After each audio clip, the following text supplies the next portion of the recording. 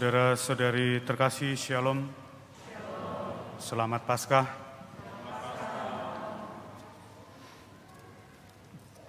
Perintah Kristus pertama-tama yang seringkali kita dengarkan di dalam doa syukur agung, yaitu kenangkanlah akan daku. Maka sebagai orang yang percaya kepada Kristus, mesti mendengarkan perkataan Kristus tentang hal itu. Kenangkanlah akan daku.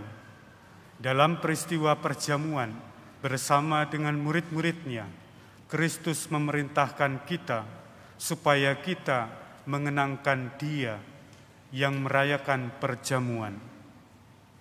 Maka sebagai orang Katolik, tentu saja kita mendengarkan apa yang tertulis di dalam kitab suci, yaitu melaksanakan Ekaristi.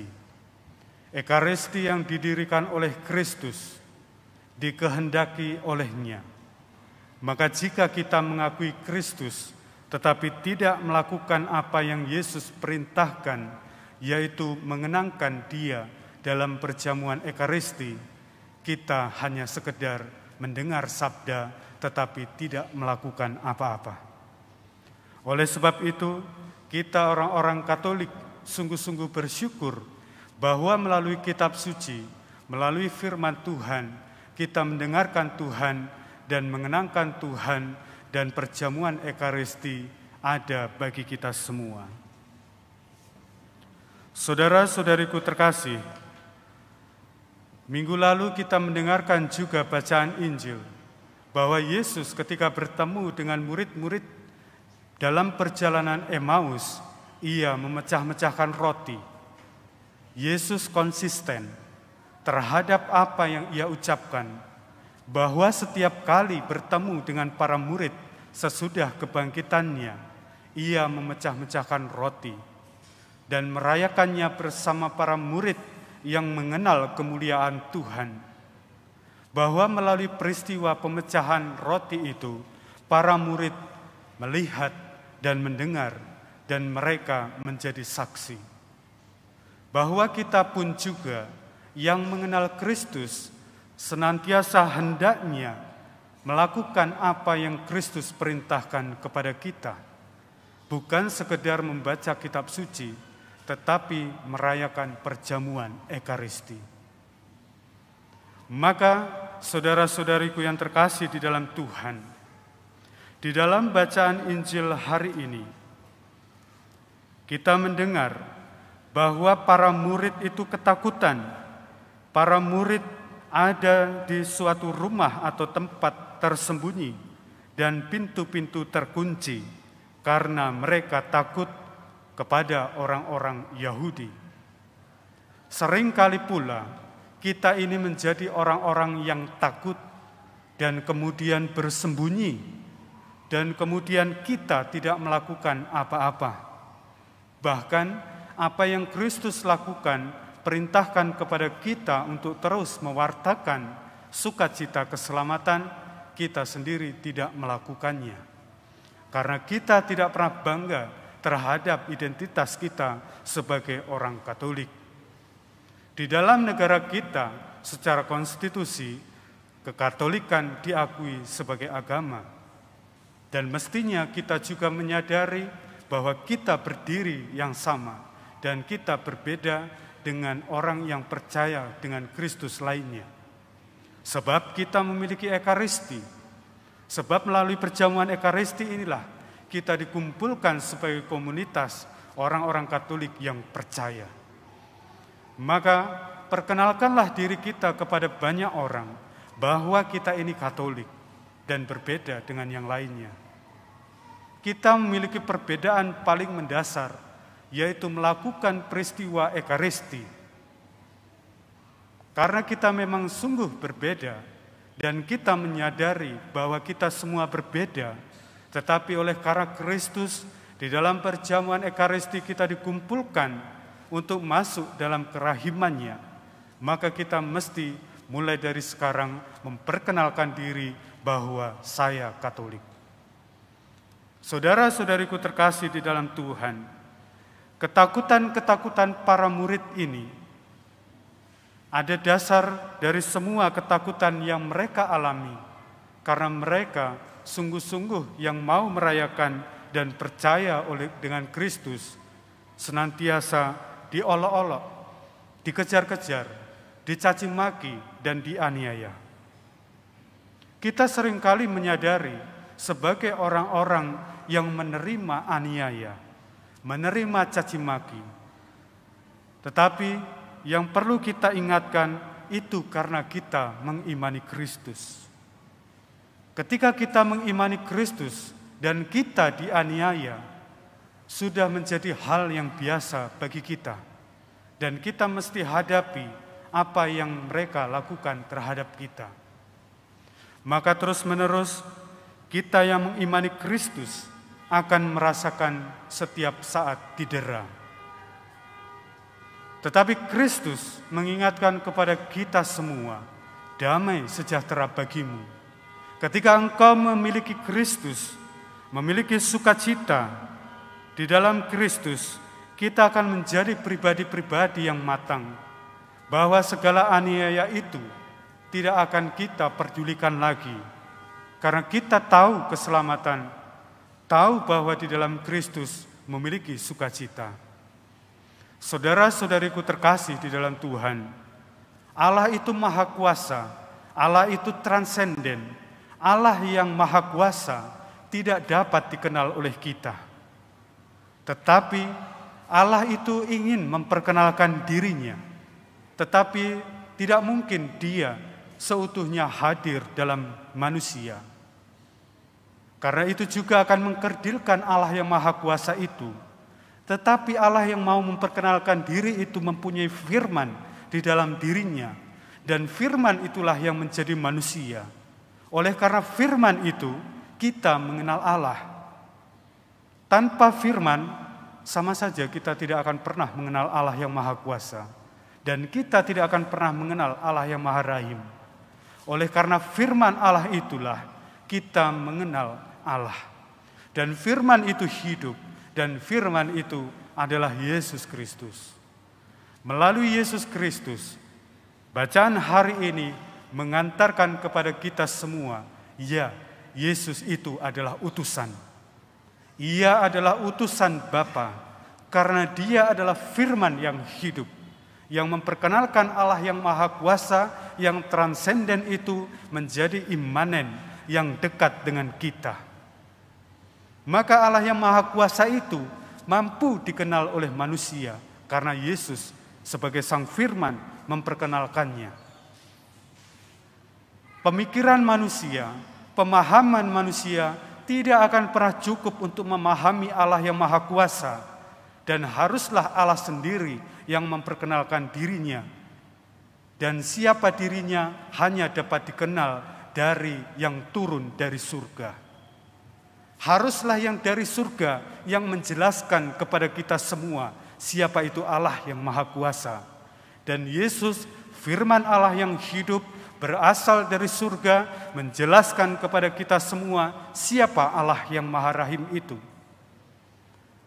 Kalau manusia hanya sekedar bermimpi, kalau manusia mati suri, seolah-olah berjalan di surga sana, dan menjelaskan kepada kita semua, itu masih belum cukup. Belum cukup untuk mengatakan siapa itu Allah yang maha kuasa. Haruslah Allah sendiri yang maha kuasa itulah yang memperkenalkan kepada kita, yaitu firman yang hidup, yaitu Allah yang maha rahim. Saudara-saudariku yang terkasih, maka Yesus pun mengutus kita. Ia mengatakan kepada kita, seperti Bapa yang mengutus aku, maka aku juga mengutus kamu. Oleh sebab supaya manusia mempunyai pengenalan akan Allah yang maha kuasa, akan Allah yang maha rahim.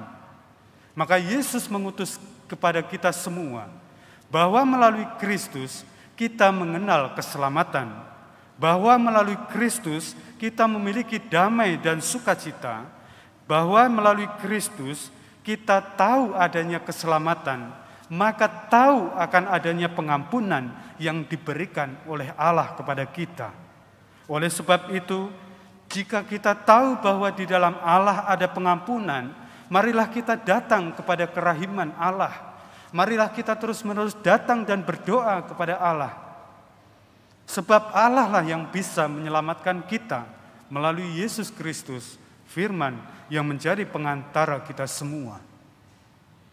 Sebab kalau kita mengandalkan diri sendiri untuk sampai kepada kehidupan mulia, kita tidak akan pernah sampai. Karena kita masuk dalam dunia ini, masuk terus-menerus dalam kedosaan. Kecenderungan kita adalah berdosa.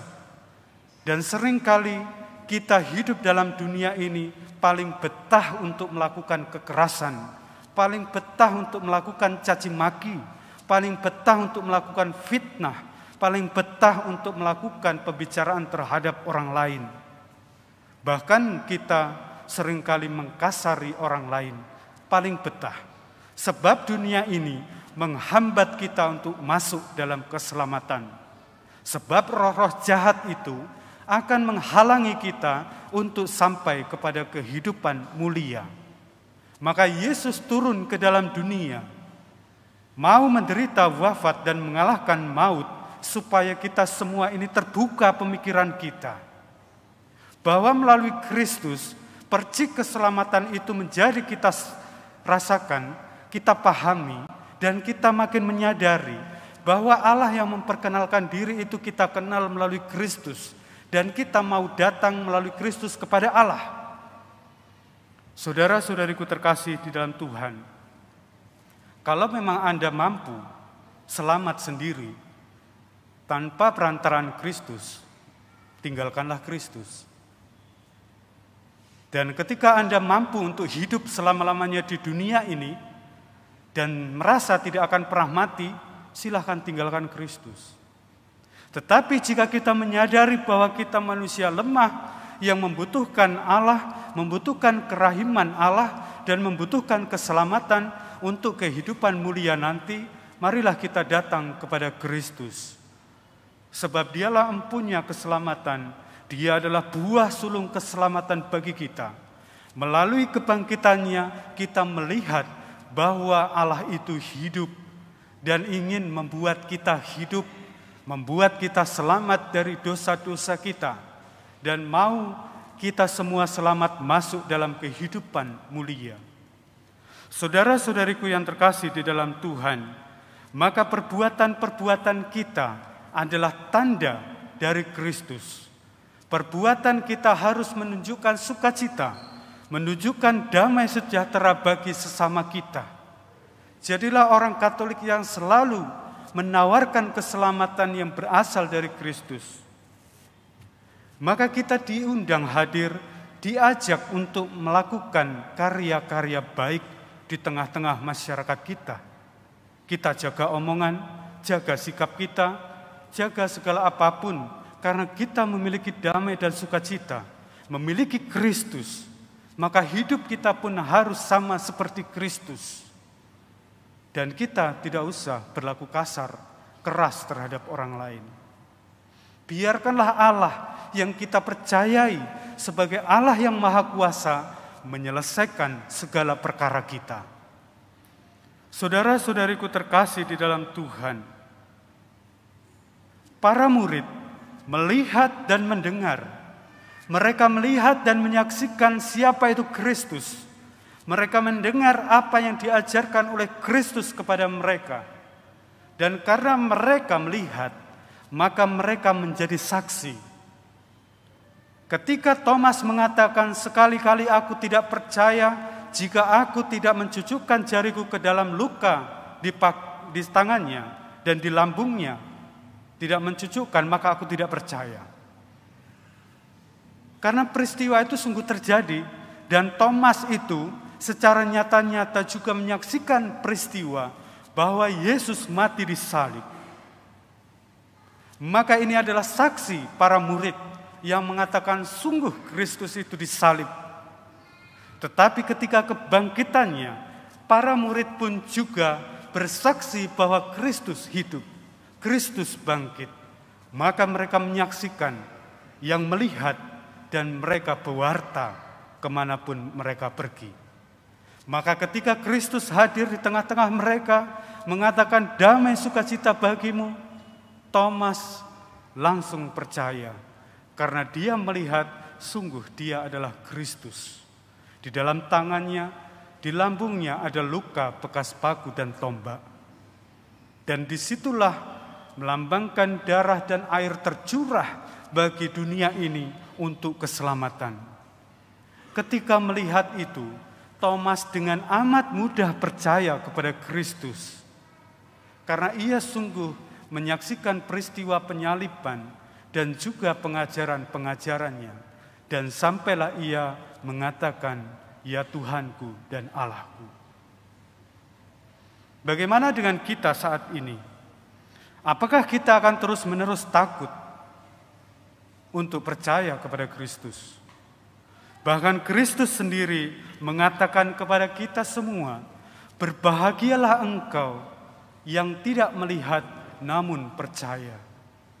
Jadilah engkau bahagia karena pewartaan para murid itu menjadi sebuah kesaksian, sebuah penglihatan, dan sebuah pengajaran bagi kita semua untuk mendengarkan bahwa sungguh Kristus itu adalah Mesias. Di dalam ayat terakhir dikatakan, Yesuslah Mesias, Anak Allah, dan supaya imanmu kamu memperoleh hidup di dalam namanya. Saudara-saudariku terkasih, hal-hal itu pula yang mendasari para rasul terus-menerus bersaksi dan menyembuhkan banyak orang. Yesus menyembuhkan karena dia adalah utusan Allah sebagai firman yang hidup. Tetapi para rasul atas nama Kristus menjadi utusan yang menyembuhkan banyak orang. Lalu kita sebagai orang-orang utusan, marilah kita bersama-sama menyembuhkan hati kita masing-masing. Menyembuhkan luka-luka di dalam hati kita. Kita yang masih punya banyak masalah. Permasalahan itu seringkali terletak pada diri kita masing-masing, bukan pada orang lain. Setelah menyelesaikan masalah di dalam diri sendiri dengan melibatkan Tuhan, maka kita akan bisa menyelesaikan masalah dengan orang lain. Bahkan juga mau menyelesaikan masalah dengan Tuhan.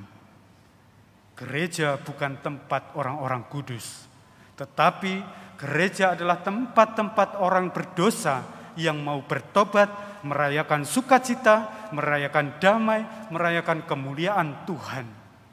Maka senantiasa sesuai dengan pesan Kristus, kenangkanlah akan daku. Maka kita akan dengan senang hati dan suka hati merayakan Ekaristi setiap saat. Melalui Ekaristi itulah menjadi kepenuhan iman kita bahwa kita diundang untuk memuji Tuhan.